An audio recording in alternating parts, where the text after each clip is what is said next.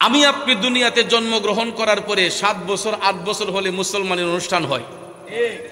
আমার আপনার সুন্নতে খতনা যখন হয়, বয়সটা যদিও ছোট হয়, নাবালকই থাকলাম, খতনা করার সময় আজম সাহেব বা ডাক্তার সাহেব যখন সুন্নতের কাজ করে, মুসলমানি করে, আমার আপনার লজ্জাস্থান দেখে কি দেখে না? টান দিয়া যখন ধরে তখন চিল্লাচিল্লি শুরু করি, কথা কোন ঠিক না বেটি? আশেপাশে যারা অবস্থান করে, আত্মীয় স্বজন দাঁড়ায়, তো কান্দিস না, একটা ফিরবা না কামড় দিব, ঠিক নিও, কান্দিস না, একটা ফিরবা না কামড় দিব। এরপরে টান দিয়া যখন ধরে, ইটা তো চিল্লাচিল্লি করে। এরপরে ভাইয়ারা আমার দেখবেন অনেকে সুপারি দেয় মুখের মাঝে, কামড় দে ধর, একটা শক্ত করে ধর, কামড় দা, সামান্য একটু কষ্ট হইব, ফিরবার কামড় না বেটা।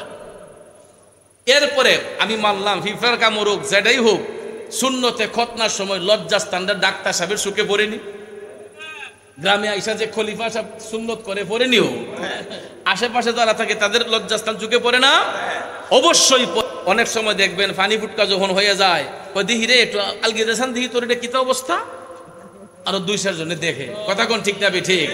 ভাইয়ার আমার, কারণ আমরা জন্মের পরে 6 বছর 7 বছরে গিয়ে আমাদের সুন্নতের খতনার অনুষ্ঠান হয়, কিন্তু রসুল বলেন আমি আমার মৌলা পাকের নিকট এতই সম্মানিত, আল্লাহ রাব্বুল আলামিন আমি রসুলকে এই পৃথিবীতে খতনাকৃত অবস্থায় পাঠিয়েছেন এবং আমার লজ্জাস্থানকে দেখা পৃথিবীবাসীর জন্য আল্লাহ হারাম করে দিয়েছেন।